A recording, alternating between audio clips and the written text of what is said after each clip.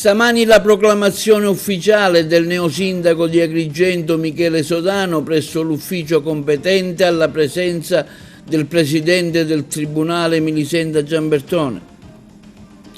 Primo consiglio comunale a Raffadali, giuramento dei consiglieri comunali eletti, il presidente del consiglio e il suo vice. Ottenuto il rinvio dell'interrogatorio per l'onorevole Riccardo Gallo, che doveva essere sentito dal GIP del Tribunale di Caltanissetta. Capodieci si è presentato rispondendo alle domande del giudice. Operazione dei carabinieri a Licata, sequestrato un ristorante, denunciato il titolare per irregolarità nei luoghi di lavoro. Terzo atto intimidatorio a Palermo, all'azienda di autonoleggio auto Sicily By Car, lite tra immigrati a Villaseta, incidente sul lavoro a Comitini. Al via domani il convegno agrigentino sulle malattie endocrine, giunto alla sua 8ª edizione, Open Day il 17 giugno al reparto neurologia dell'ospedale di Agrigento. Ritornano le aperture notturne alla Valle dei Templi a partire dal prossimo 20 giugno.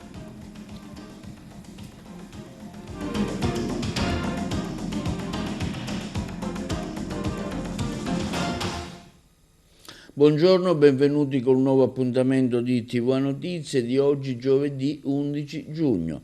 Inizia oggi ufficialmente con la proclamazione di Michele Sodano a sindaco di Agrigento il corso della nuova amministrazione comunale.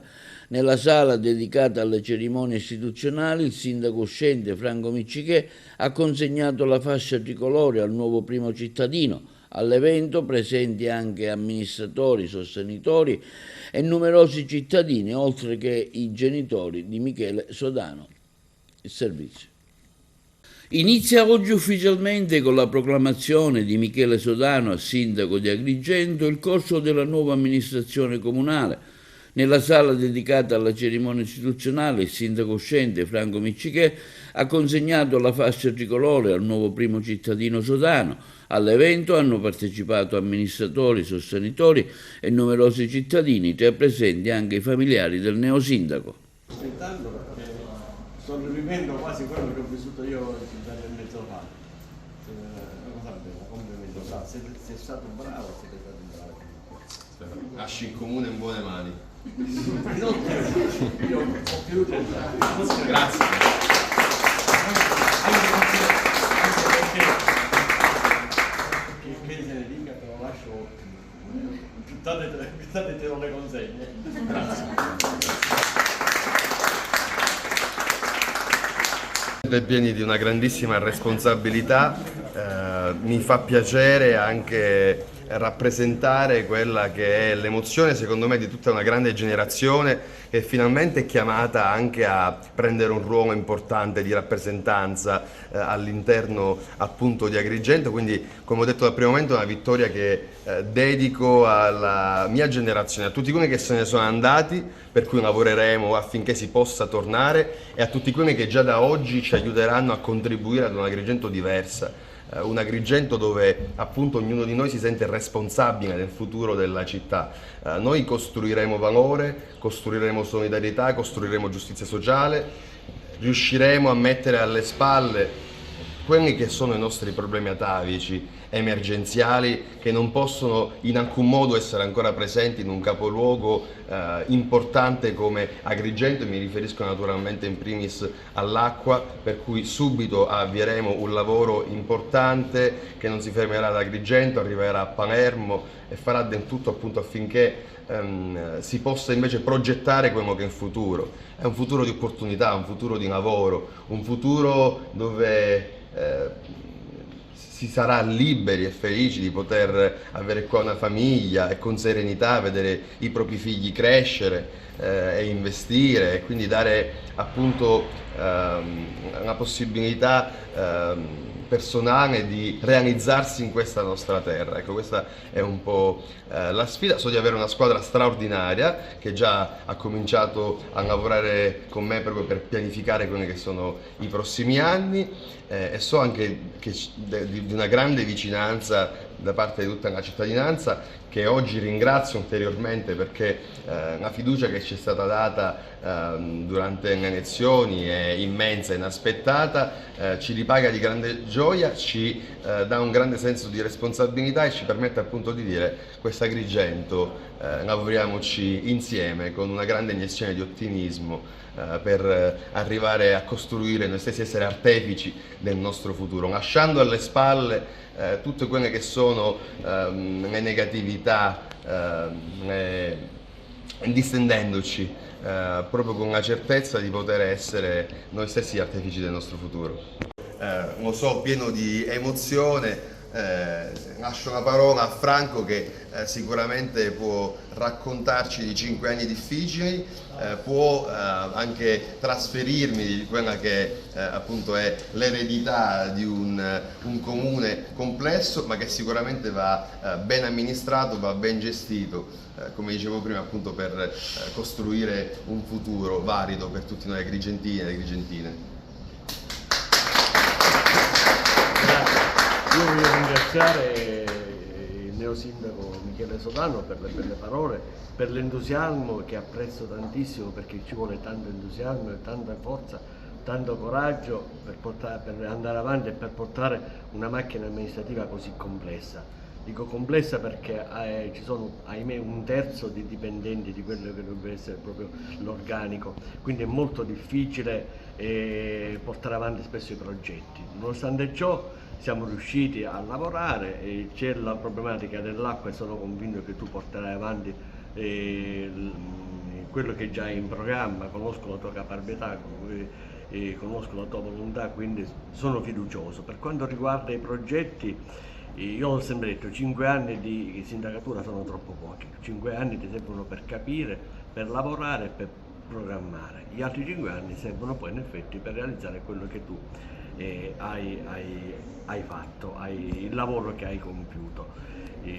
Lascio un comune con un ottimo fondo cassa, lascio un comune 97 milioni di euro erano fino alla settimana scorsa, oggi sono 103 milioni di lavori già decretati, in parte avviati, in parte da avviare, quindi buona fortuna e in bocca al lupo. Sono convinto che la continuità amministrativa ci sarà, sono convinto che quando avrai bisogno mi chiamerai anche a telefono, perché non è il singolo amministratore che deve andare avanti, è la città, e tu hai tutti i presupposti per poterlo fare. Ripeto, ti apprezzo tantissimo per il tuo entusiasmo e per la tua volontà. Le competenze non ti mancano, la squadra c'è, ho visto che la squadra c'è, quindi in bocca al lupo e grazie per avermi lasciato un'eredità. Sono emozionato perché l'eredità in effetti te la sto lasciando io. E ti ringrazio, ecco, era una battuta perché ritorno al mio lavoro. Io ho altri 2 anni da fare il medico, mi dedicherò tantissimo anche agli sbarchi dei migranti, che per 40 anni l'ho sempre fatto, e non ti nascondo che voglio ritornare a farlo, perché quella è una missione e che non è qualcosa che è dovuto, ma perché lo sento veramente. Prende ufficialmente il via l'attività amministrativa al comune di Raffadali con la cerimonia di insediamento del Consiglio Comunale, il giuramento dei consiglieri comunali eletti e del primo cittadino. Prende ufficialmente il via l'attività amministrativa al comune di Raffadali ieri sera con la cerimonia di insediamento del Consiglio Comunale di Raffadali, dove hanno giurato i 17 consiglieri comunali, oltre che al primo cittadino Ida Cuffaro. Nel corso dei lavori si è proceduto alle elezioni del Presidente del Consiglio Marinella Notonica e del suo vice Paola Sacco. Per quanto riguarda la Giunta, Ida Cuffaro ha presentato la squadra che l'affiancherà nella guida del Paese, il vice sindaco Giuseppe Gattarello, gli assessori Felice Cuffaro, Laura Librici, Giovanna Mangione, Nicola Marro. L'opposizione, come annunciato dal consigliere Gaziano, ha votato scheda bianca dopo aver proposto il nome di Sabrina Mangione, bocciato dalla maggioranza. Nel suo discorso iniziale il sindaco ha espresso un ringraziamento al segretario generale Mercedes Vella e al sindaco uscente Silvio Cuffaro. riconosciuto il merito di aver chiuso il bilancio in pareggio, garantendo così ai nuovi amministratori una sana gestione per il futuro. Un passaggio significativo è stato dedicato al rapporto tra le forze politiche presenti in aula. Il sindaco ha augurato ai consiglieri di maggioranza di mantenere integro e coeso il suo gruppo, mentre per la minoranza l'auspicio è stato quello di un'opposizione costruttiva. La fase della contrapposizione politica sembra dunque lasciare spazio a una nuova stagione amministrativa. Secondo Ida Cuffaro, la campagna elettorale è finita, le parole lasceranno posto ai fatti. Ora è necessario lavorare tutti insieme in sinergia per il benessere e la crescita del Paese. L'auspicio finale di Ida Cuffaro è stato rivolto a tutto il consesso affinché il cammino amministrativo possa essere illuminato e proficuo per l'intera cittadinanza. Giuro di adempiere alle mie funzioni con scrupolo e coscienza, nell'interesse del Comune, in armonia agli interessi della Repubblica e della Regione.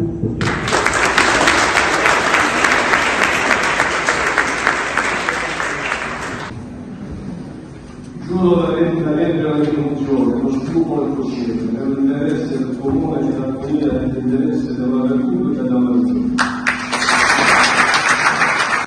Giuro di adempiere alle mie funzioni con scrupolo e coscienza, nell'interesse del Comune, in armonia agli interessi della Repubblica e della Regione.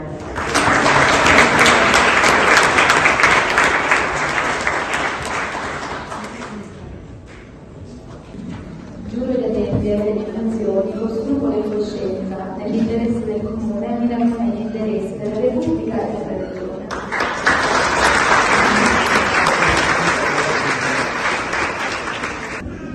Giuro che adempiere alle mie funzioni con scrupolo e coscienza nell'interesse del Comune, in armonia agli interessi della Repubblica e della Regione.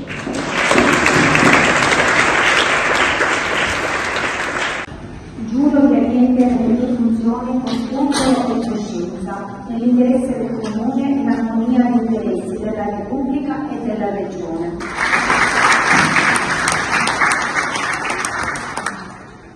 Giuro di adempiere alle mie funzioni con scrupolo e coscienza, nell'interesse del Comune, in armonia agli interessi della Repubblica e della Regione.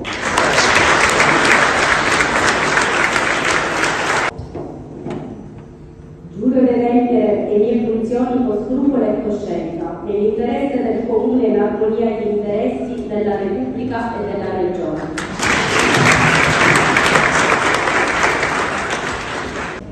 Giuro di adempiere alle mie funzioni con scrupolo e coscienza, nell'interesse del Comune, in armonia agli interessi della Repubblica e della Regione.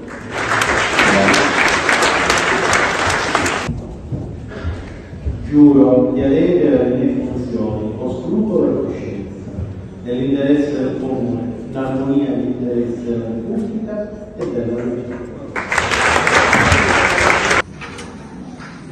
Giuro di adempiere alle mie funzioni con scrupolo e coscienza, nell'interesse del Comune, in armonia agli interessi della Repubblica e della Regione.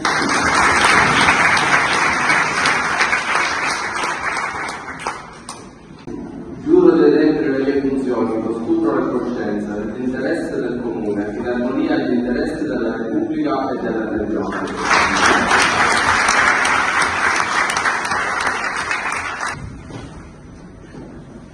Giuro di adempiere alle mie funzioni con scrupolo e coscienza, nell'interesse del Comune, in armonia agli interessi della Repubblica e della Regione.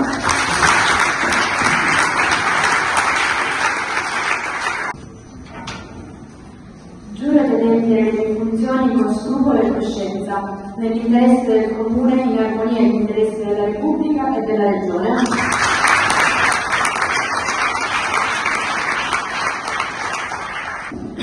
Giuro di adempiere alle mie funzioni con scrupolo e coscienza, nell'interesse del Comune, in armonia agli interessi della Repubblica e della Regione.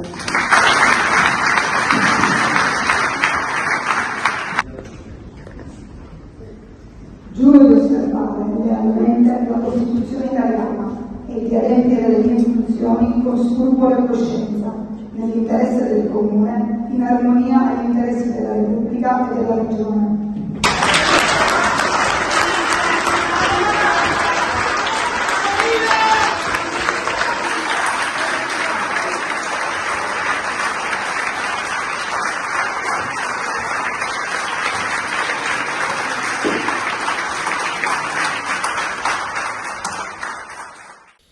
I deputati di Forza Italia, Riccardo Gallo, attraverso i suoi avvocati Luigi Troia e Lillo Fiorello, ha chiesto e ottenuto il rinvio dell'interrogatorio previsto per oggi davanti al GIP del Tribunale di Caltanissetta, un rinvio motivato dalla necessità di meglio esaminare la corposa documentazione dell'inchiesta sul CEF Pass di Caltanissetta. Per il forzista indagato per corruzione la procura aveva chiesto il carcere. Gallo verrà interrogato il prossimo martedì. 12 gli indagati, ma l'applicazione delle misure cautelari è stata chiesta per 8, oltre che al politico per l'ex direttore generale dell'ASPI di Agrigento Giuseppe Capodieci.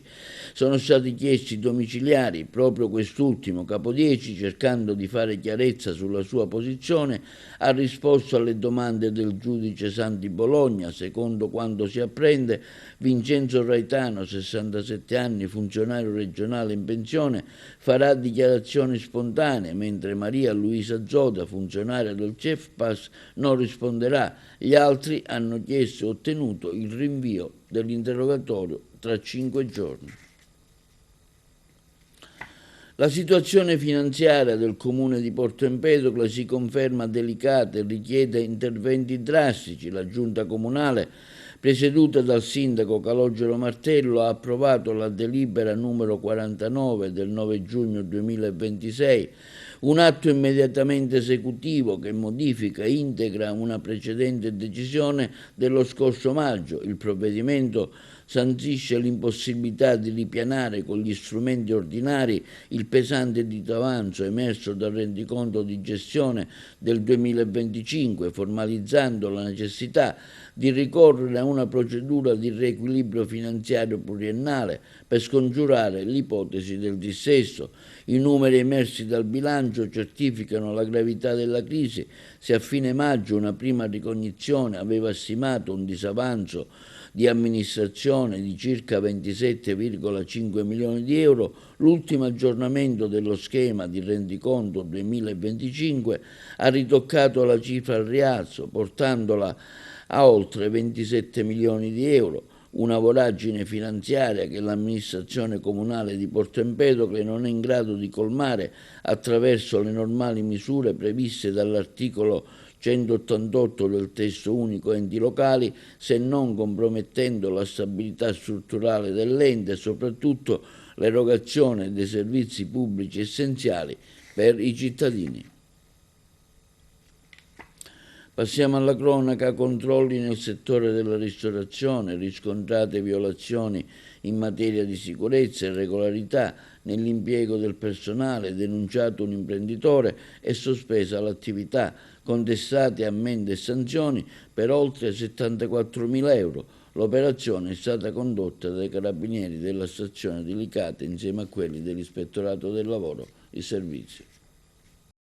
I carabinieri della stazione di Licata, insieme al personale del nucleo ispettorato del lavoro di Agrigento, hanno deferito in stato di libertà alla Procura della Repubblica di Agrigento un imprenditore di 40 anni, amministratore di un'attività di ristorazione del luogo. Il provvedimento scaturisce da un'attività ispettiva condotta presso l'esercizio, nel corso del quale sarebbero state riscontrate varie violazioni della normativa in materia di tutela della salute e sicurezza del luogo di lavoro, tra cui l'omessa nomina del preposto, la mancata sorveglianza sanitaria dei lavoratori, l'omessa consegna dei dispositivi di protezione individuale, il mancato aggiornamento del documento di valutazione dei rischi. È stata inoltre riscontrata l'installazione di un impianto di videosorveglianza senza la relativa autorizzazione. Gli accertamenti hanno fatto emergere irregolarità nella gestione del personale. Dei 13 lavoratori controllati, alcuni sarebbero risultati impiegati con mansioni differenti rispetto a quelle previste contrattualmente, mentre 3 di loro sono stati trovati privi di regolare assunzione, tra cui 2 cittadini extracomunitari. In relazione alle violazioni contestate sono state elevate ammende per oltre 15.000 euro, sanzioni amministrative per oltre 59.000 euro. È stato inoltre adottato il provvedimento di sospensione dell'attività di ristorazione.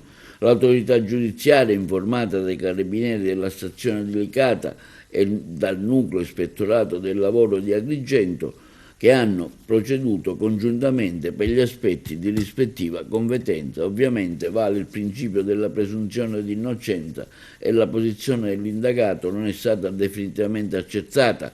Il successivo giudizio di merito servirà a verificare le eventuali effettive responsabilità.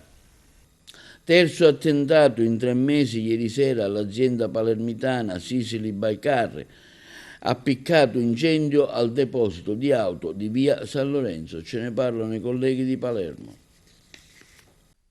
Il racket del Pizzo colpisce ancora una volta il deposito della Sicily by Car, l'azienda di noleggio di Tommaso Dragotto, già presa di mira 2 volte.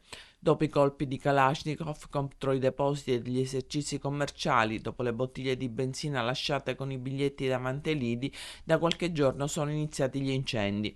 2 giorni fa è toccata ad una pizzeria. Questa notte alle 2:27 ignoti sono entrati nel deposito di auto della Sicily by Car di via San Lorenzo ed hanno appiccato le fiamme, come già avevano fatto ad un altro deposito della stessa azienda la notte del 27 maggio a Villa Grazia di Carini. In quell'occasione andarono distrutte 20 auto e i danni furono ingenti. Questa volta sono andati distrutti 11 mezzi oltre alla struttura. Si tratta di 9 auto e 2 furgoni. Nei confronti dell'azienda il primo avvertimento risale al 21 marzo, quando furono sparati colpi di Kalashnikov contro lo stesso deposito. Il 27 maggio venne distrutto con il fuoco il nuovo showroom di Villa Grazia di Carini, inaugurato da 20 giorni. Oggi le fiamme tornano a San Lorenzo. Non ho nulla da commentare su quanto successo questa notte, se non che si tratta di delinquenti, è quanto afferma Tommaso Dragotto, presidente di Sicily by Car. Non sappiamo quale sarebbe il loro obiettivo, conclude. Se lo sapessi l'avrei già detto. In merito ai vari attentati e alle intimidazioni c'è già una prima svolta nelle indagini con 8 persone fermate. Ce ne parlano i colleghi di Trapani. Poche ore dopo l'attentato incendiario ai danni del Sicily by Car, di cui abbiamo parlato nel servizio precedente, arriva una prima svolta nelle indagini sulla lunga scia di violenze che negli ultimi mesi ha colpito imprese e attività commerciali nella parte occidentale di Palermo. La direzione distrettuale antimafia ha disposto il fermo di 8 persone, ritenute appartenenti a un gruppo criminale composto da giovani gravitanti nell'area dello Zen 2.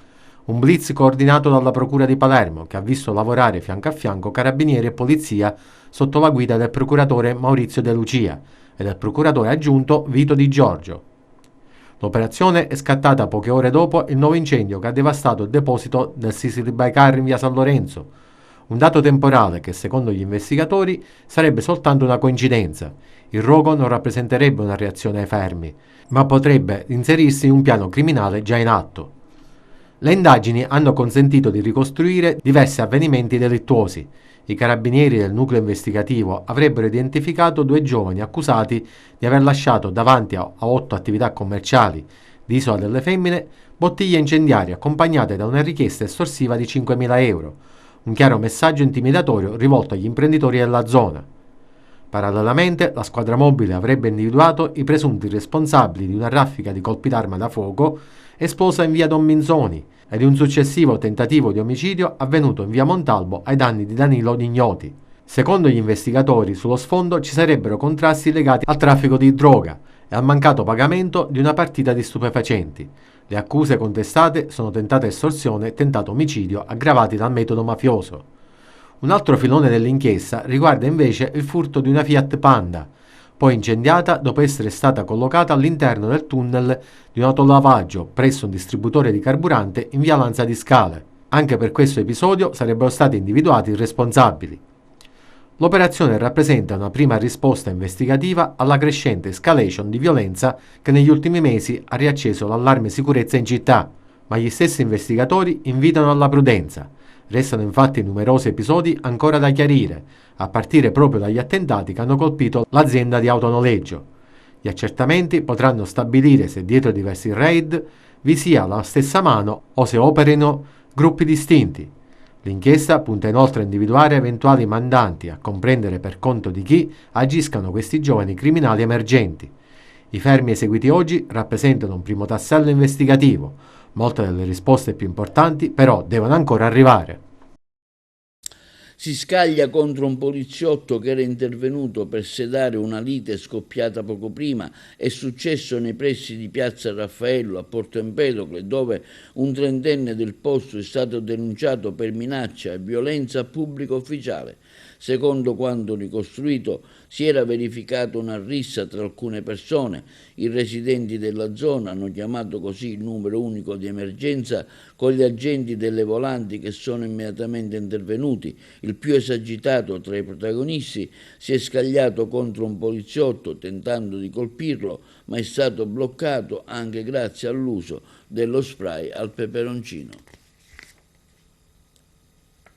Se le sono date di santa ragione per motivi ancora poco chiari, protagoniste 3 donne, 2 di nazionalità tunisina di 31 e 28 anni e una gambiana di 18 anni, ospiti di una comunità di accoglienza per immigrati di Villa Seta ad Agrigento. A evitare il peggio è stato l'arrivo tempestivo e provvidenziale dei poliziotti della sezione volanti della questura. Le 3 ragazze sono state denunciate in stato di libertà alla Procura della Repubblica di Agrigento per l'ipotesi di rissa aggravata. Gli agenti, dopo aver riportato la calma, hanno sequestrato alcuni oggetti utilizzati dalle donne nel corso del parapiglia, tra cui un bastone, una bottiglia di vetro e una lastra metallica. Un 53enne è rimasto gravemente ferito in un incidente sul lavoro avvenuto a Comitini, in contrada Balata. Secondo una prima ricostruzione sarebbe rimasto schiacciato da una betoniera. Le condizioni dell'individuo sono apparse subito molto gravi. L'uomo è stato trasferito d'urgenza all'ospedale Villa Sofia di Palermo, dove si trova ricoverato con prognosi riservata. Sul posto sono intervenuti i carabinieri di Comitini che stanno cercando di capire e ricostruire la dinamica dell'incidente e accertare le cause dello stesso. Tornano a protestare davanti alla prefettura di Palermo gli agricoltori siciliani in difesa dell'olio Made in Italy, che giornalmente deve scontrarsi con prodotti di scarsa qualità a prezzi ridotti. I colleghi di Palermo. Davanti alla prefettura ancora una protesta degli agricoltori. Sì, siamo qua per protestare per il caro dei prezzi. Andremo a chiedere più controlli, andremo a chiedere tracciabilità affinché il nostro olio possa essere tutelato. Oggi l'olio entra da tutte le parti, viene magari naturalizzato e il consumatore non deve essere ingannato. Quindi oggi chiediamo controlli per salvaguardare il nostro prodotto.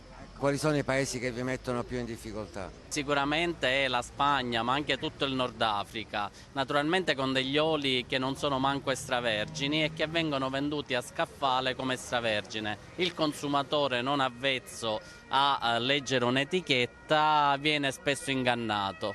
Cosa deve leggere il consumatore per essere certo che l'olio sia un olio di qualità?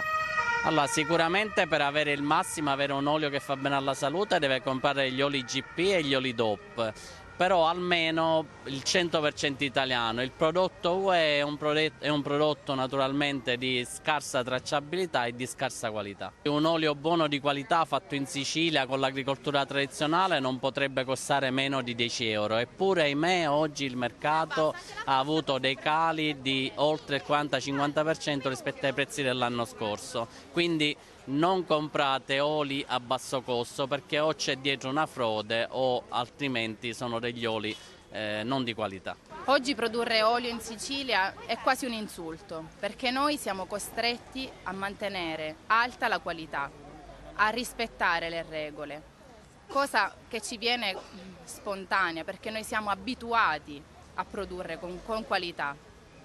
Però è un insulto perché vediamo ogni giorno che all'interno, che viene importato olio di scarsa qualità, che poi per un motivo o per un altro diventa Made in Italy. Questo per noi è un insulto, quindi oggi siamo qui per denunciare questo, per denunciare tutto quello che c'è dietro alle frodi. Linea alla regia per la pubblicità. Agrigento ospiterà domani e sabato all'Hotel della Valle l'8ª edizione del convegno agrigentino sulle malattie endocrine promosso dall'Associazione Medici Diabetologi Endocrinologi Agrigentini, con il supporto della CREV, l'associazione di riferimento nazionale che correla endocrinologi di tutta Italia a diverse figure specialistiche nell'area medica e sanitaria. Ad aprire i lavori saranno i responsabili scientifici Giovanni Galluzzo, Filippo Montalto e Leonardo Russo, ai quali farà seguito la lettura magistrale a cura del referente nazionale del CREB Aldo Calogero, ordinario di endocrinologia e direttore della scuola di specializzazione in endocrinologia dell'Ateneo di Catania. E l'azienda ospedaliera provinciale di Agrigento, in occasione della quarta edizione dell'H Open Day dedicato all'emicrania, offrirà alcuni servizi clinico-diagnostici e informativi gratuiti alla popolazione, includendo anche visite neurologiche, consulenti con gli esperti e test di valutazione per le prevenzioni, la diagnosi e la cura delle cefalee. Mercoledì 17 giugno presso il reparto di neurologia dell'ospedale di Agrigento, diretto dalla dottoressa Maria Giovanna Randisi, dalle 9 alle 13 sarà possibile accedere gratuitamente ai servizi. L'emicrania è una patologia cronica che colpisce il 12% degli adulti in tutto il mondo, con una prevalenza 3 volte maggiore nelle donne. Secondo l'Organizzazione Mondiale della Sanità, rappresenta la terza malattia più frequente al mondo e la seconda più disabilitante, comportando dunque un altissimo costo umano, sociale ed economico. Tempi di attesa sempre più lunghi, i cittadini costretti a rinunciare alle cure. Da Palermo, presso la Sala Gialla dell'Assemblea regionale siciliana, parte il convegno Integrazione sociosanitaria in Sicilia, dalla criticità alla proposta, un confronto tra istituzioni, università e operatori del settore per ripensare il sistema sanitario regionale. Hanno seguito il convegno i colleghi di Palermo. Le liste d'attesa rappresentano una grande criticità qui in Sicilia per i cittadini. Ecco, quali interventi concreti intende mettere a disposizione la Regione? Che le liste d'attesa non sono lunghe soltanto in Sicilia, perché diciamo dai media noi rileviamo che anche nelle altre regioni. Secondo me è sempre un problema non solo di risorse, che quello spesso riusciamo a trovare per incentivare appunto lo smaltimento delle liste d'attesa, ma il problema fondamentale sono i medici, che i concorsi che vengono banditi vanno deserti. Quindi se non si risolve il problema del personale, soprattutto medico e parasanitario, credo che sarà veramente difficile e doloroso superare questo problema. Perché questo incontro? Perché vogliamo capire intanto questo lavoro fatto da Sussidiarietà e Salute è uno studio scientifico di altissimo livello culturale e l'abbiamo scelto perché nella vita non è tanto importante scegliere con chi lavorare, ma da chi farsi guidare. Dal rapporto Sussidiarietà e Salute, quali sono le principali criticità emerse? È cambiata la salute degli italiani, non c'è più solo un grave problema sanitario, ma un problema sociosanitario. Basti pensare che la speranza di vita per fortuna è 83 anni, ma la speranza di vita buona è 58, 25 anni vissuti male in media. Aggiungiamo le dipendenze, aggiungiamo i problemi mentali, si capisce che non si può più solo curare l'acuzie, ma è senza soluzione di continuità i problemi che prima si davano all'assistenza. A fronte di questo, chi eroga questi servizi è scordinato. Le regioni fanno la sanità, gli altri lo fanno gli enti previdenziali o i comuni e il cittadino si trova in mezzo, disorientato perché non sa dove andare, tempi d'attesa, qualità che non sempre è alta e di fatto le persone più povere, più sole e meno istruite sono quelle che rinunciano spesso alle cure. L'occasione dell'udienza è importante perché l'applicazione dell'articolo 118 della Costituzione con la sussidiarietà verticale e orizzontale impone alla Sicilia di dover superare i vecchi modelli organizzativi e muoversi all'interno di una cornice unica in cui assessorato alla sanità e assessorato alla famiglia diventano un unico strumento che garantisce alle persone una corretta e completa assistenza sanitaria e sociale. Lo sforzo che oggi sta facendo l'assessorato alla salute, anche con l'apertura delle case di comunità, con una sanità che sta cambiando, deve vedere anche l'azione del volontariato e del terzo settore come un elemento aggiuntivo e di crescita. L'università ovviamente accanto a questi processi, perché chiaramente la formazione avviene nei nostri ambienti e quindi anche una formazione dell'aiuto sussidiario deve diventare un punto di crescita e una sostanziale attività nuova anche dei medici.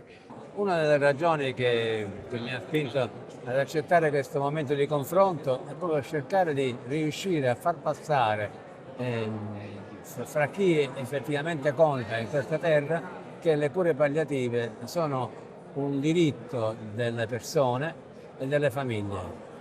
È difficile farlo, ma ci proviamo. Tornano anche nel 2026 le suggestive aperture serali e notturne della Valle dei Templi, un'iniziativa da sempre molto apprezzata dai visitatori per godere del fascino millenario dei monumenti sotto le stelle che il direttore del Parco Sciarratta ha voluto riproporre anche quest'anno. A partire dal 20 giugno fino al 20 settembre il sito archeologico estenderà il proprio orario di accessibilità. Secondo questi orari, dal lunedì al venerdì, le visite saranno possibili dalle 8:30 fino alle 22, con obbligo di uscita entro le ore 23. Nei giorni festivi e prefestivi l'orario prolungato consentirà l'accesso dalle 8:30 fino alle 23, con l'uscita prevista entro la mezzanotte. In occasione invece delle domeniche a ingresso libero, previste le prime giornate dei mesi di 5 luglio, 2 agosto e 6 settembre, l'accesso gratuito sarà consentito esclusivamente fino alle ore 19, con uscita entro le 20. E questo è tutto per TV Notizie di oggi. Vi ricordiamo che i nostri programmi si possono vedere in tutta Italia sul canale 268 del digitale terrestre, in streaming sul sito www.televideagrigento.tv e il telegiornale sul canale 93 di Video Sicilia alle 15 e alle 20, con replica la mattina alle 9. Inoltre i nostri servizi si possono visionare sul canale YouTube di TVA Televideo Agrigento. E questo è tutto per oggi e vi auguriamo una buona serata.